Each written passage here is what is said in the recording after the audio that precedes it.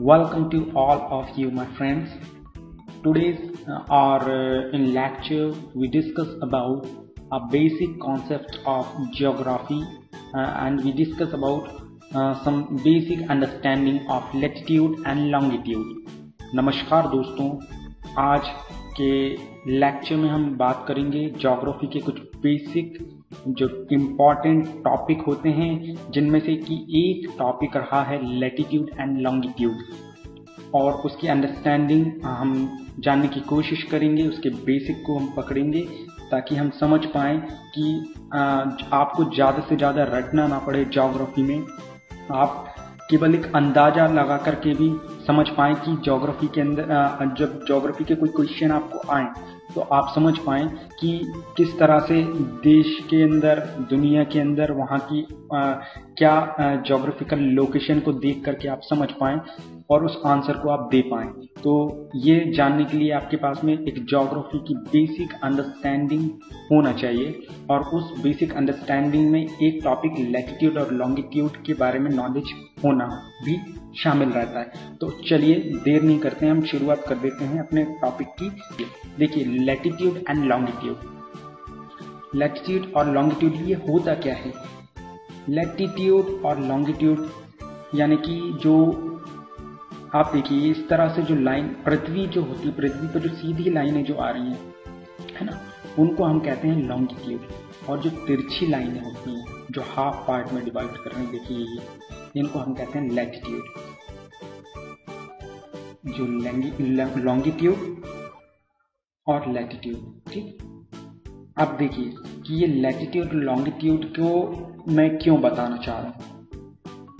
देखिए, ये हो गया हमारा पृथ्वी, ओके। और यहाँ से अब आप देखिए कि जो सूरज है उसकी रोशनी जो है वो सीधी पड़ेगी, तो सबसे पहले सीधी रोशनी कहाँ आके पड़ेगी? ये देखिए, तो ये जो एरिया है ये सबसे ज़्यादा गर्म एरिया होगा। सबसे ज़्यादा गर्मी जो होगी वो इस एरिया के अंदर आएगी। इसको हम कहते हैं इक्वेटर। जो बीच में से जो लाइन गई है उसको हम कहते हैं इक्वेटर, ठीक। और इसके फिर आप देखेंगे कि यहाँ फिर आप देखेंगे कि ऊपर जैसे जैसे पृथ्वी की गोल है तो ये अलग अलग गोल हो रही है यहाँ से, तो फिर जो सूरज की रोशनी पड़ती है वो तिरछी पड़ती है, और तिरछी पड़ने की वजह से फिर यहाँ पर आप देखेंगे कि गर्मी इतनी ज़्यादा नहीं होगी, क्योंकि यहाँ सबसे ज़्यादा गर्मी होगी। तो ये आपको यदि ये मालूम चल रहा है तो इसके बाद आप बहुत सारे आंसर, बहुत सारे प्रश्नों के हल आप बिना रटे भी दे सकते हैं। फॉर एग्जाम्पल, जैसे कि आपसे यदि पूछ लिया गया कि रबर की खेती किन देशों में होती है, तो आपके पास में यदि इतनी बेसिक अंडरस्टैंडिंग है कि रबर की खेती के लिए बहुत ज़्यादा बारिश की ज़रूरत होती है, और सबसे ज़्यादा बारिश यदि होगी तो वो जो इक्वेटर के पास नज़दीक में जो देश मौजूद होंगे उनमें से ही किसी न किसी देश में रबर की खेती होगी। यदि ये बेसिक अंडरस्टैंडिंग आपको मालूम होगी तो आपको रटने की ज़रूरत नहीं होगी। आप बिना सोचे, बिना ज़्यादा परेशान हुए आप समझ जाएंगे कि यार ये इक्वेटर के पास का कोई भी देश है। फॉर एग्जाम्पल कि थाईलैंड में, यहाँ जो साउथ ईस्ट एशियन कंट्रीज़ होती हैं वहाँ रबर की बहुत ज़्यादा खेती होती है, क्योंकि वहाँ पे वो सब इक्वेटर के ऊपर बसे हुए हैं सारे जो कंट्री हैं। तो वहाँ पर सूरज की रोशनी डायरेक्ट पड़ती है, और रोशनी डायरेक्ट पड़ने की वजह से अब आप देखिए कि ये जो पानी है समुद्र का, वो पानी जल्दी से उस उमस वाला एरिया बनेगा, ज़्यादा भाप बनेगी तो फिर पानी की बरसात वहाँ पर होगी। तो ये इक्वेटर के जो एरिया होते हैं यहाँ पर लगातार 24 घंटे में एक बार बारिश ज़रूर होती है, ठीक है। तो अब आपको यदि ये इस तरह से आप आंसर दे पाएंगे, तो देखिए अब हम समझते हैं कि किस तरह से ये जो सूरज की रोशनी है वो किस तरह से पड़ती है। देखिए, सबसे पहले यदि ये जो बीच का एरिया आता है ये सबसे गर्म एरिया होगा। ऊपर वाली जो एरिया है उसको हम कहते हैं ट्रॉपिक ऑफ कैंसर। ये ट्रॉपिक ऑफ कैंसर। इक्वेटर हमने कहा बिल्कुल बीचों बीच वाली, जो यहाँ पे बिल्कुल सीधी सूरज की किरणें पड़ती हैं, उनको उस जगह को वो जो है इक्वेटर है। ठीक। और उसी के बाद 23.5 डिग्री नीचे यदि हम जाएंगे तो ट्रॉपिक ऑफ कैप्रिकॉर्न है। तो यानी जैसे जैसे यहाँ का टेम्परेचर होता वैसे वैसे नीचे भी टेम्परेचर कम होता जाएगा। सबसे ज़्यादा गर्मी इक्वेटर में, इसके बाद फिर थोड़ी कम होती जाएगी तो ट्रॉपिक ऑफ कैप्रिकॉर्न में आकर के और कम हो जाएगी। इसी तरह से ट्रॉपिक ऑफ कैंसर में जाएंगे तो और कम हो जाएगी। लेकिन सबसे ज़्यादा यदि दुनिया में हम कहें कि जहाँ गर्म इलाके होंगे तो वो यही एरिया आएंगे। इक्वेटर के ऊपर 23.5 डिग्री और नीचे 23.5 डिग्री। ऊपर को हम ट्रॉपिक ऑफ कैंसर कहते हैं 23.5 डिग्री नॉर्थ को, और 23.5 डिग्री साउथ को हम कहते हैं ट्रॉपिक ऑफ कैप्रिकॉर्न। ठीक है। अब देखिए इन इक्वेटर और दोनों ट्रॉपिक एरियाज के बीच में, कैप्रिकॉर्न और कैंसर दोनों के बीच में, अब आप देखेंगे कौन कौन से देश आ रहे हैं। उसमें सबसे पहले ये देखिए साउथ अमेरिकन कंट्रीज आ रही हैं, अफ्रीका आ रहा। अब आप देखेंगे कि अफ्रीका को आप समझ पा रहे होंगे कि ये देखिए कितना ज़्यादा एरिया कवर्ड हो रहा है, गर्म जो एरिया होंगे उसमें साउथ अमेरिका आ रहा है। यहाँ हमारा इंडिया का साउथ इंडिया जो है वो आ रहा है। यहाँ आप देखेंगे कि ये जितने भी साउथ ईस्ट एशियन कंट्रीज हैं वो सारे आ रहे हैं। ठीक, यहाँ तक के देखिए। अब देखिए कि जब ये सारी देश आ रहे हैं तो अब आप यहाँ की ज्योग्राफिक कंडीशन को समझ पाएंगे। जब यहाँ दिन में 24 घंटे में एक बार बारिश होगी, ये जो 0 डिग्री पे जो इक्वेटर है, तो यहाँ पर सूरज की किरणें ज़्यादा होंगी, उमस होगी, उमस की वजह से बारिश होगी। अब जब बारिश ज़्यादा होगी तो यहाँ पर लगने वाले पेड़ पौधे जो होंगे उनको पानी भी बहुत मिल रहा है और धूप भी बहुत मिल रही है, दोनों चीज़ की कमी नहीं है। तो क्या होगा कि दुनिया के सबसे घने जंगल जो होंगे वो इक्वेटर में होंगे। ठीक है।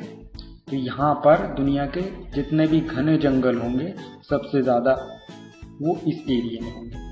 अब जाहिर सी बात है कि जहाँ जंगल ज़्यादा होंगे वहाँ पर फिर जानवर भी ज़्यादा होंगे। स्पीसीज, जितने भी एनिमल स्पीसीज होती हैं, अलग अलग प्रजातियाँ, उन सबके होने की संभावनाएं इस एरिया में ज़्यादा होंगी। ठीक है। तो आप देखिए कि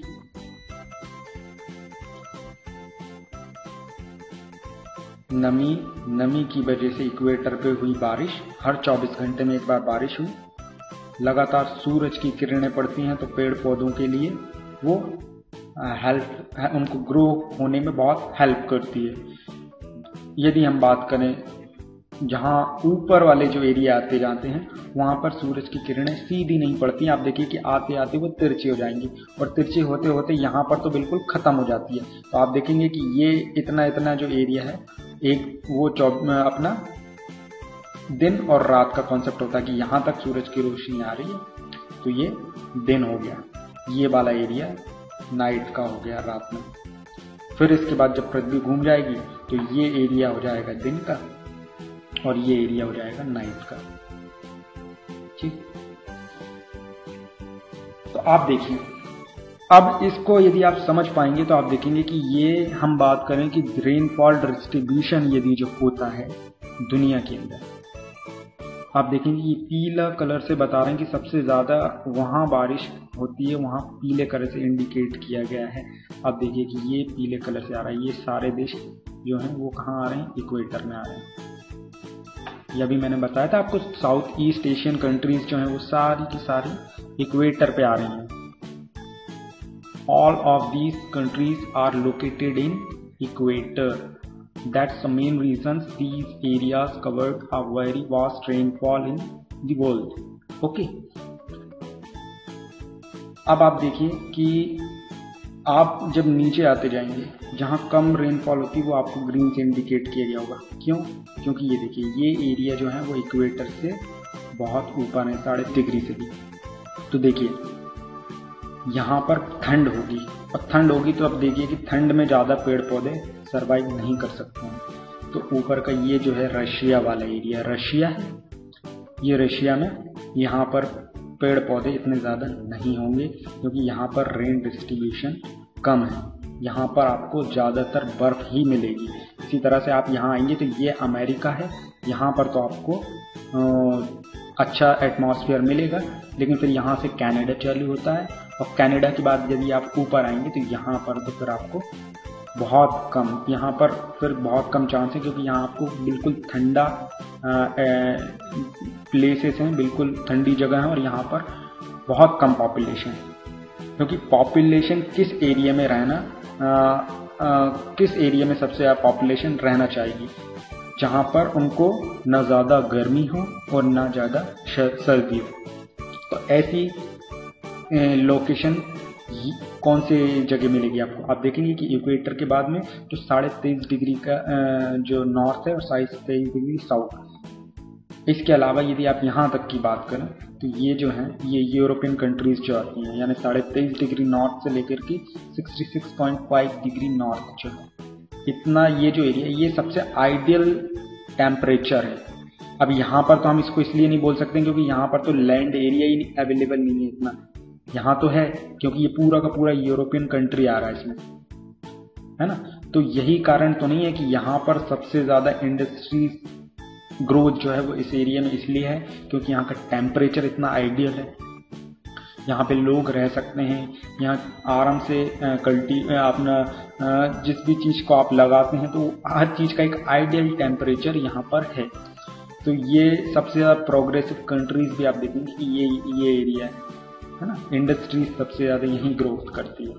वहीं आप इन एरिया की बात करेंगे तो यहाँ पर आपको जैसे कि इंडिया का हमारा जो साउथ के आता है, आप देखिए कि ये जो अफ्रीकन कंट्रीज हैं, इन लोगों ये यहाँ के लोग जो होते हैं उनकी स्किन ब्लैक होती है। क्या वो यही कारण तो नहीं है कि वो लोग बिल्कुल इक्वेटर पे रह रहे हैं तो उनको ये जोग्राफिकल कंडीशन को की वजह से वो उनकी स्किन ब्लैक होती है। यदि आप हमारे यहाँ के साउथ इंडियन लोगों को भी देखें तो उनकी स्किन ब्लैक होती है। तो जोग्राफिकल कंडीशंस भी होती हैं और जेनेटिकली भी होती हैं। तो मैं ये दोनों चीज़ को आपको ध्यान रखना पड़ेगा, है ना। तो ये भी एक बात है। तो हम इसके बाद अब जैसे कि आप देखेंगे कि जहाँ पानी ज़्यादा होगा, सूरज की रोशनी होगी, वहाँ पर पेड़ पौधे जंगल ज़्यादा होंगे। अब यदि हम बात करें कि ये जो है सबसे ज़्यादा जो घने वन जो होते हैं जो उनको हम कहते हैं ट्रॉपिकल मोस्ट एवरग्रीन फॉरेस्ट, है ना। तो ये जो इस तरह से ये ब्लू कलर के जो एरिया है वो सबसे ज़्यादा घने वनों में आने वाली जगह है। तो आप देखेंगे ये सब इक्वेटर वाले जो देश है जो ये थाईलैंड ये जितना भी है ना, थाईलैंड हुआ, जापान हुआ, इधर इंडोनेशिया हुआ, है ना, ये मलेशिया हुआ, फिलीपींस हुआ। तो ये जितने भी कंट्रीज हैं साउथ ईस्ट एशियन कंट्रीज, ये सब इनमें बहुत ज़्यादा जो फॉरेस्ट कवर्ड एरिया जो है बहुत ज़्यादा घने फॉरेस्ट हैं, घने वन हैं। तो ये फिर इसके बाद हम बात करें कि ये जो ग्रीन कलर से जो आपको देख रहे हैं ये सेकंड है ना, ये येलो, ये warm temperate moist forest, warm temperate moist forest, ये जो एरिया है ये देखिए। तो जितने भी ये मेन सबसे कम जो ड्राई एरियाज जो रह जाएंगे वो ये है। क्यों? अब आप बोलेंगे कि भाई ये यहाँ से तो ये तो इक्वेटर पे भी आ रहे हैं और उसके बाद भी ये एकदम रेगिस्तान है। वो उसका कारण क्या है? देखिए, जब यहाँ दो कारण होते हैं जहाँ रेन फॉल नहीं होती। देखिए जैसे कि हमारे यहाँ का इंडिया वाला ये राजस्थान वाला एरिया है, यहाँ पर आपको रेगिस्तान मिलेगा। उसी तरह से यहाँ पे आपको सहारा डेजर्ट मिलेगा। क्यों? क्योंकि यहाँ पर पहाड़ जो हमारे यहाँ का जो अलावरी माउंटेन रेंज जो है उसकी वजह से, पहाड़ों से की वजह से यहाँ पर बारिश नहीं हो पाती। उसी तरह से अफ्रीका में एटलस माउंटेन जो है और इस वजह से यहाँ पर भी बारिश नहीं हो पाती है। ठीक है, तो ये जितने भी आपके रेगिस्तान होंगे आप देखेंगे कि सारे के सारे वेस्ट में होते हैं। यहाँ का हमारा वेस्ट हुआ, यहाँ आप देखेंगे कि इनके भी वेस्ट में, तो ये सारे डेजर्ट एरिया भी होते हैं। तो हमने रेनफॉल की बात करी, वहाँ पर फॉरेस्ट डिस्ट्रीब्यूशन कैसा होगा उसको लेकर के बात करी। अब आप देखिए कि जहाँ घने पेड़ पौधे होंगे वहाँ पर फिर ज़्यादा से ज़्यादा एनिमल स्पीसीज या अलग अलग प्रकार की प्रजातियां भी मिलेंगी। तो सबसे ज़्यादा जो प्रजातियां हैं वो किस जगह पे मिल सकती हैं दुनिया में? ये जो एरिया है जो इक्वेटर पे मौजूद हैं। ठीक है, देखिए ये जो एरिया है इनके पास में सबसे ज़्यादा दुनिया की प्रजातियां रहती हैं इन देशों में। ठीक है, और यदि हम दुनिया की पॉपुलेशन की बात करें, जनसंख्या की बात करें, तो वो भी आप समझ पाएंगे कि किस जगह पे जनसंख्या कम होती है, किस जगह जनसंख्या ज़्यादा होती है। आप देखेंगे कि ये जो रेगिस्तान वाला एरिया है यहाँ पर लोग नहीं रहते। वहीं आप देखेंगे कि ये जो एरिया हैं ट्रॉपिकल में जो आने वाले, जहाँ न ज़्यादा गर्मी होती है और न ज़्यादा ठंड पड़ती है। तो आप देखेंगे कि इंडिया के अंदर तो ये डॉट कितने ज़्यादा हैं, यानी कि पूरा येलो ही दिख रहा है ये पॉपुलेशन। ये कंट्रीज देखिए यहाँ। वहीं फिर आप यहाँ आएंगे तो देखिए कि मैंने आपको बताया था कि ये अमेरिका हुआ, ये अमेरिका के बाद में ये कनाडा हुआ, ये कनाडा के बाद में ये जगह पे कोई रहना पसंद नहीं करता। यहाँ पर इतनी ज़्यादा ठंड पड़ती है, इतना ज़्यादा ठंडा एटमॉस्फेयर है यहाँ का कि यहाँ कोई नहीं रहता। वहीं आप देखेंगे कि रशिया इतना बड़ा देश है, लेकिन रशिया के लोग बस यहीं रहते हैं। यहाँ पर जाकर के रशिया का कोई भी नहीं रहता, क्योंकि यहाँ पर ठंड ज़्यादा है। उसी तरह से इधर की भी वही है, क्योंकि यहाँ हमारे आप देखेंगे कि आप साउथ में आएंगे तो लैंड एरिया ही इतना ज़्यादा नहीं है। यहाँ तक के बाद यहाँ पूरा पानी है और यहाँ पर ज़मीन है, इसलिए आप समझ पा रहे होंगे कि यहाँ पर लोग नहीं रहते हैं। ठीक है, तो पॉपुलेशन जहाँ होगी जाहिर सी बात है वहीं इंडस्ट्रीज भी होंगी।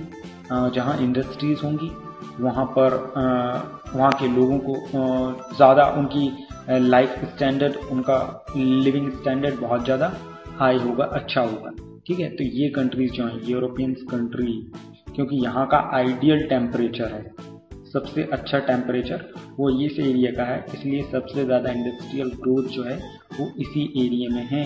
जहाँ पर हमारा ये लंदन हुआ है ना, और ये जितनी भी जर्मनी हुआ, फ्रांस हुआ, पोलैंड हुआ, हंगरी हुआ, ये सारी कंट्री जो हैं इनका आप देखेंगे कि ह्यूमन डेवलपमेंट इंडेक्स जो है बहुत ज़्यादा हाई होता है।